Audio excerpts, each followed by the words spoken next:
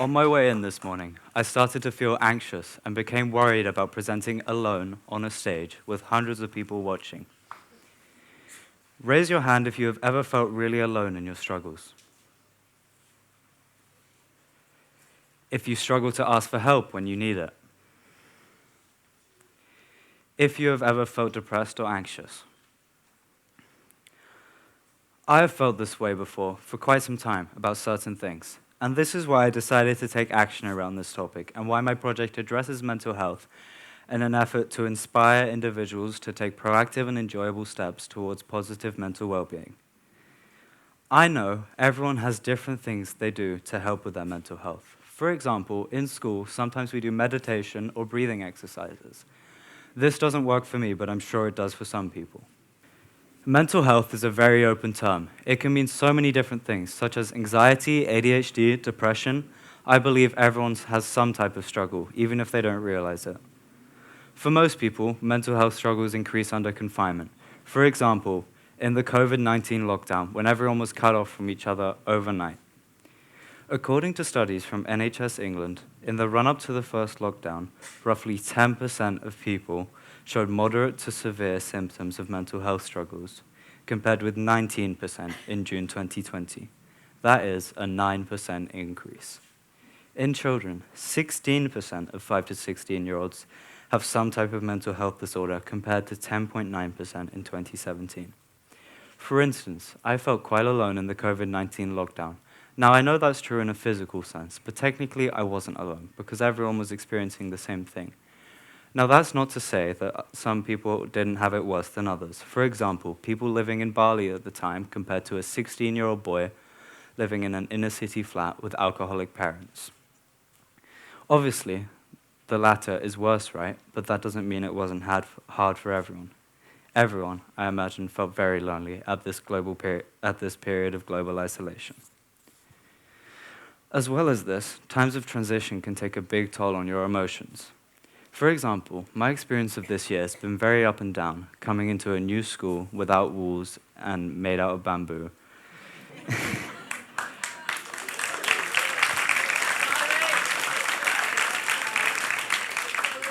Where I've had to make new relationships with people. It has been very hard, but I think since I've built some incredible relationships. Although there have been times, mainly at Christmas, where I would have chosen to go back home. But now I've come to the conclusion that I love it here and I want to stay.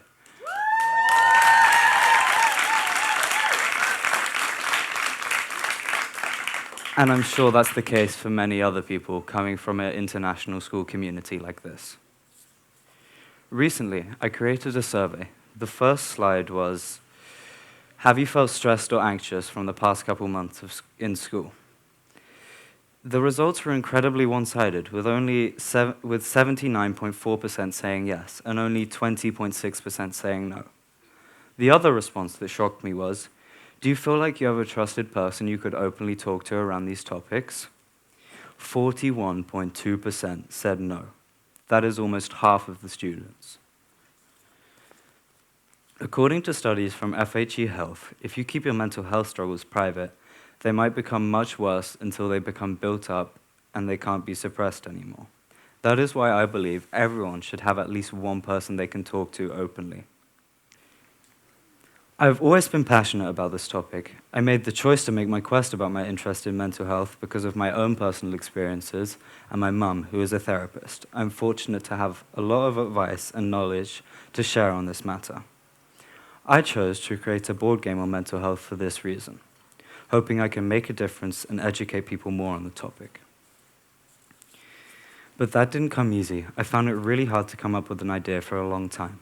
That was one of my biggest challenges with Quest, to nail down a specific idea. But I landed on a game, and I hope it makes it fun and easier for people to talk about their mental health. First, I came up with the idea of creating a board game that people could play face-to-face, which would act as a means for discussion and education around the topic of mental well-being. I believe, hopefully, this will benefit people by letting people be open to their friends and family. When I was coming up with an idea, it was really hard because for a long time, every time I thought of something, it wasn't original, and I didn't want to do that because I wanted to do something new. But then I decided to do a board game because no one else has done that. I think everyone needs to work on themselves before helping others. Exactly like on an aeroplane, where they say in case of emergencies, put your own oxygen mask on first before helping others.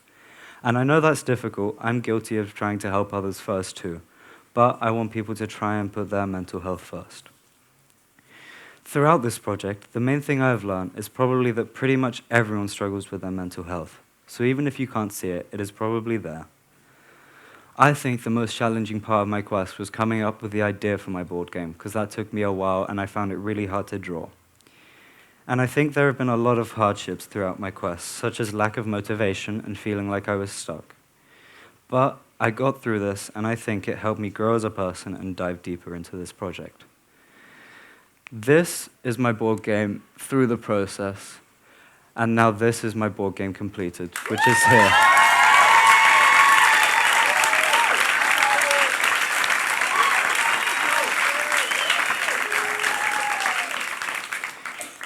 I hope my project will really be able to help people open up about how they feel and really be able to connect people with their friends and family. I hope I can make more games, but for now, if you're in middle school, I'm giving it to Ibubella, the middle school counselor, in her room.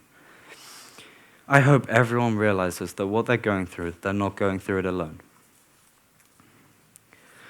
Over the course of my project, I found it very stressful, mainly because I'm the type of person that finds it hard to motivate myself, but I did it, and I'm happy with how it turned out. Some of the people I'd like to say thank you to that have helped me along the way are Ibu Laura, Ibu Angie, Pak Jeff, my mum, all my wonderful friends, and Nina, who has helped me through this project so much.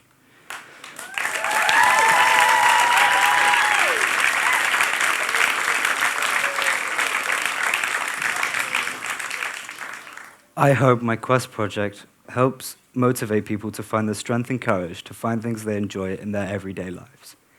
Thank you, and I sincerely hope that I motivated some of you to put your mental health first.